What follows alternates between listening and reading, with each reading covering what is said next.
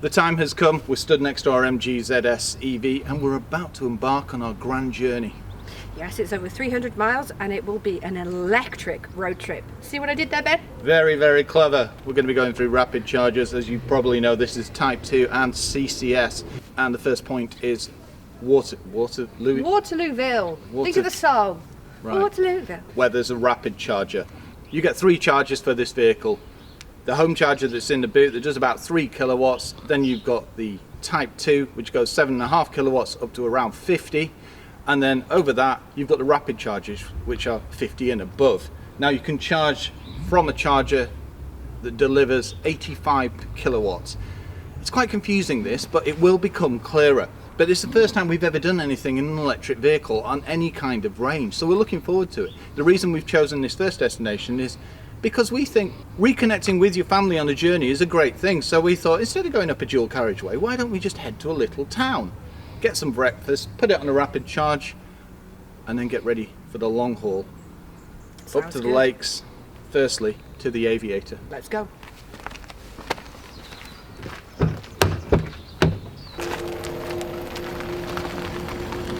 This is our first destination that we're heading to. As you can see, it's on Waze. You have satellite navigation in the ZS as well, which we will test. Oh, I had this when I was driving this car on the bus launch.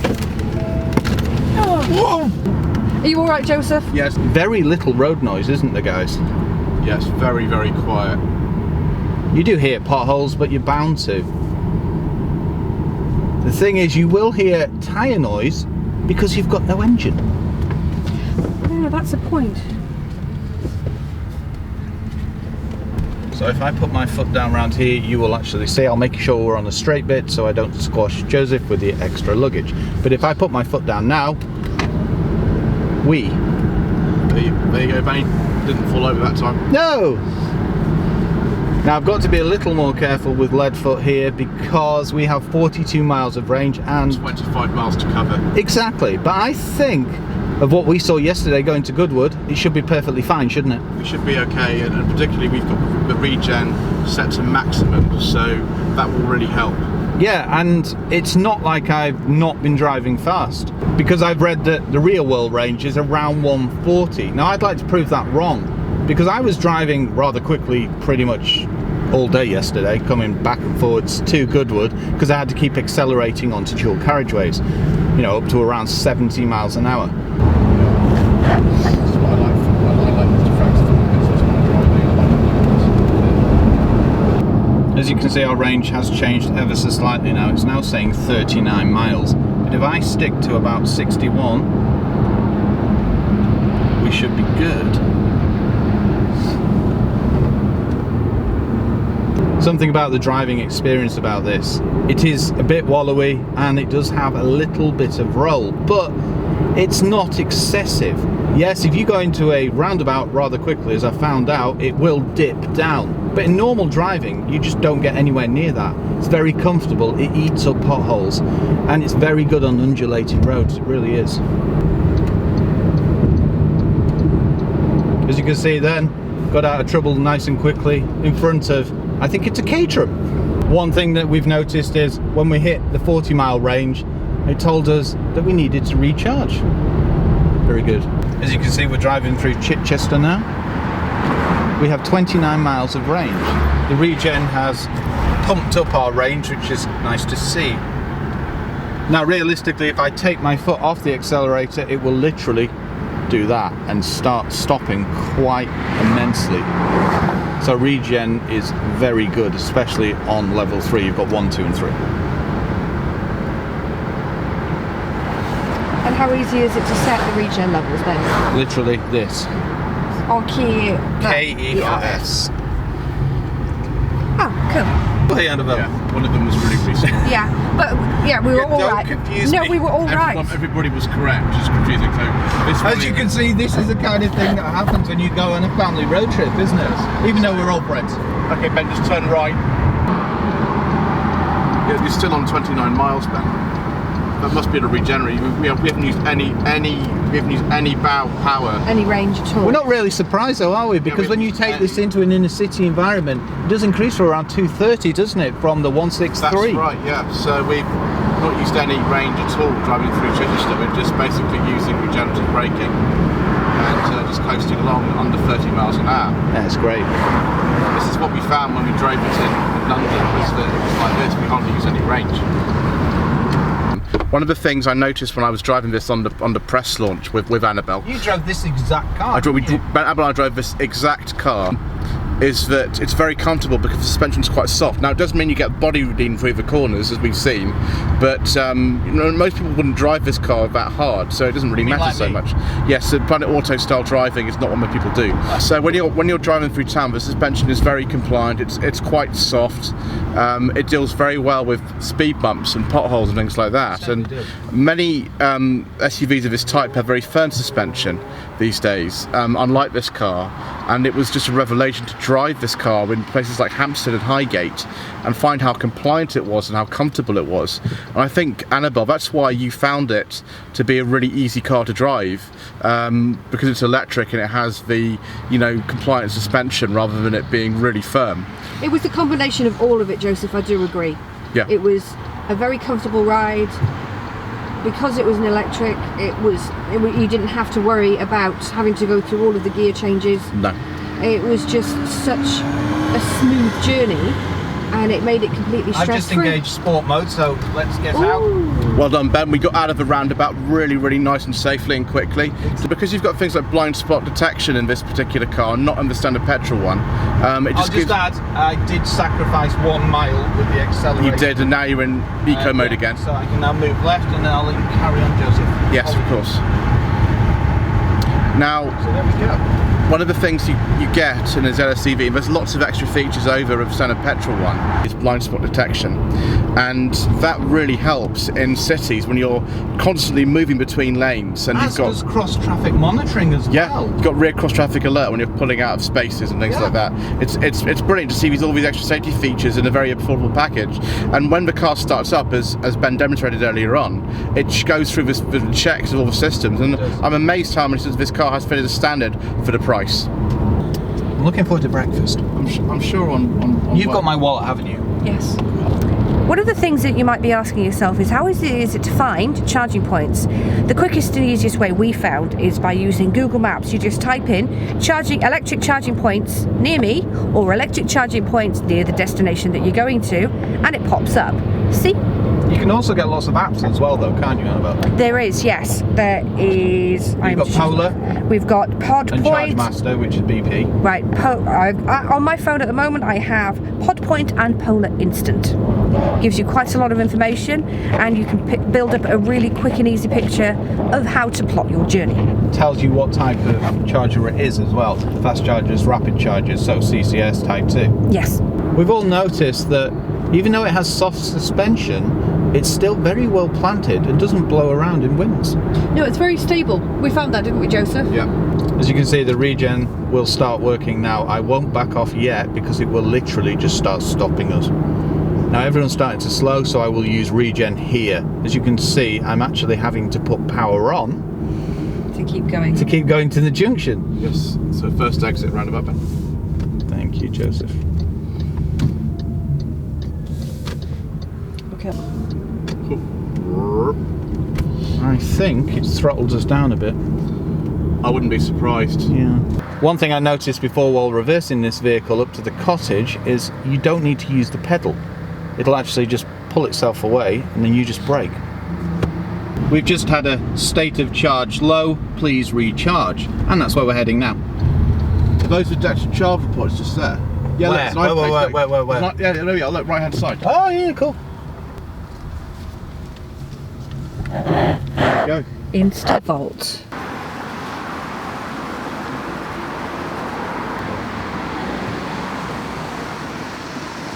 It's charging time. We're going to use the CCS charger because we want a rapid charge, which, when you come to the charger, is the one that looks like this. So Ben, hands down to the car now. I'm going to show you how to open the charge point on the MG ZSEV. Push and lift up, and it's there. Yeah. And there's two. And we have a beep. It's 35 pence per kilowatt. It's authorised. You follow the instructions, you tap your card. Once it says authorised, you take the plug and you pop it in. You wait for the beep. When you hear the beep, you follow the instructions again on the screen, press start to start charging. It can take up to 30 seconds on the computer to show that it is charging, but you get the same information here, and to stop the charging, you use your card. As you can see on the screen here, charge point 35 pence per kilowatt hour. We are charging. Woohoo! Charge! As you can see the charge rate there, and our battery's at 25% already, which is quite staggering. These guys are also looking at the iPace. You can now see MG's thinking on why they put the charge port at the front of the car. Clever. It's at 95%. We've recharged as well, so I think we should set off on our journey, shouldn't we? Should we just see how much it cost? I'll stop it with a card first. It's £12.91. We're just going to put everything back together before we set off on our journey. Nice and easy. We have the 2 points here, so I'm just going to plug them back up. Number 1. Number 2, click, click. And we're good to go. All three of us would agree though that this is a lot easier than it's made out to be, isn't it? Yes, indeed. Yes, sir. Always take care when reversing out from a charger, especially with the charging port being on the front. Just one thing to note. But you do have a reversing camera. Well done. Nice acceleration. As you could, right. One thing I've immediately noticed after we've recharged, I seem to have more power. So I'm thinking it must diminish power when you're getting low on charge, which is a very good idea because it means that you economize and you'll get to your charger. Exactly. It does sound a bit like a throttle down. It's a very smooth process. We had time to take a break, which is a very good thing on a long journey. Well, it brings back that family inclusiveness, doesn't it? It does, You yes. recharge your car, you also recharge you. I know that's dreadful English. Right, so when we get to the Aviator, we'll do a quick hat giveaway. Okay. Question for you then. Ben, what is the MG ZS EV like to drive for you? Well, I'm just going to take my foot off the pedal now. As you can see, the regen is literally trying to stop us. Now I'm coming up to exit a roundabout, and if I put my foot down, it actually gave me a bit of torque steer then. Got 151 miles of range, travelling at around 59 miles an hour, so economy should be quite good. The most frequently asked question is, what is a real world range like? I mean, we've read that it's literally 163, but we want to put that to the test, and I think the 300-mile journey will certainly do that, won't it, guys? Yeah, I really do think so. It's exciting to be able to have the chance to do so. You will notice road noise, but that's because we don't have an engine. Remember, we're always running on the electric motor, nothing else. So hearing tyre noise is quite normal.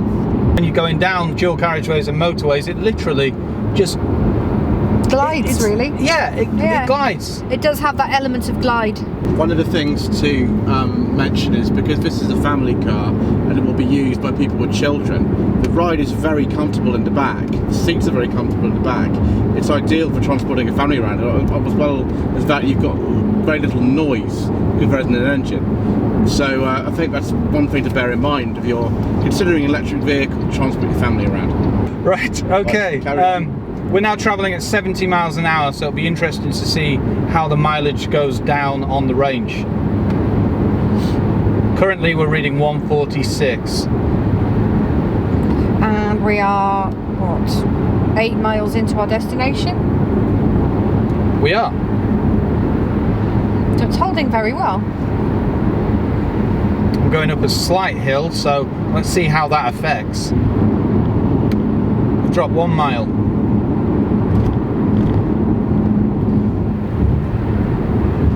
Yeah, it's quite a long hill, this one.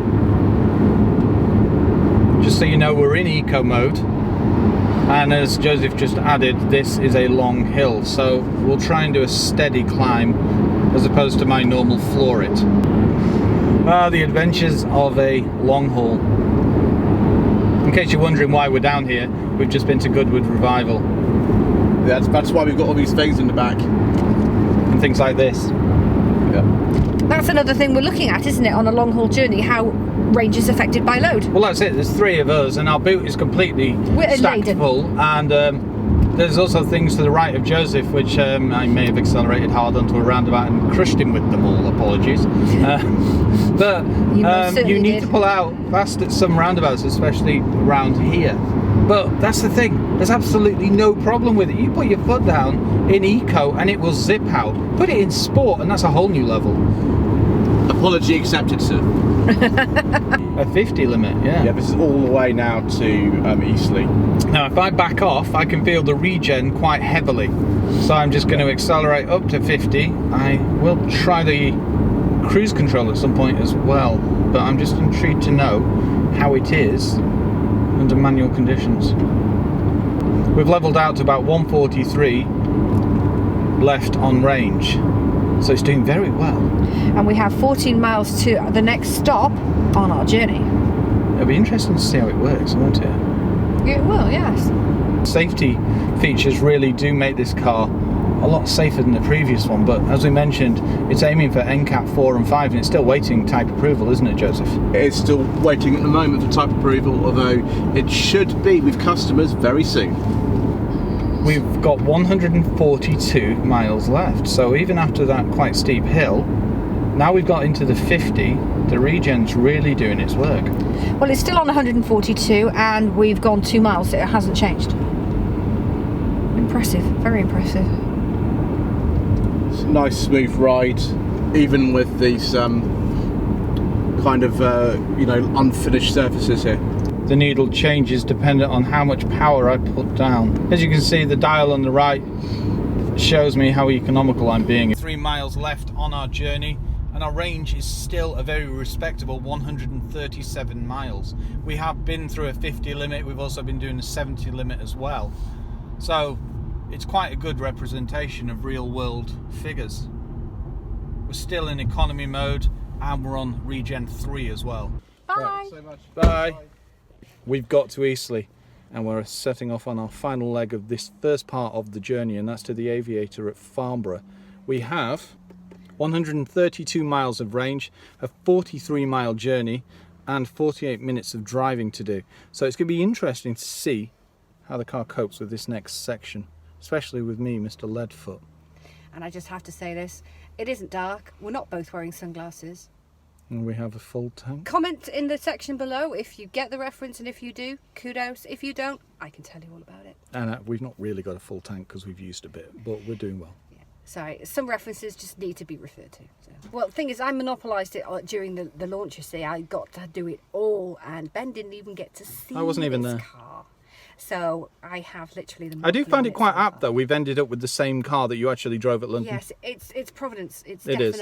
definitely Providence. So let's get going. We're about to join the motorway, so let's see how we cope with essentially what is a hairpin bend. Not too much lean, and we accelerate out quickly. We're on the motorway now, we're heading to Farnborough. We've got 129 miles of range.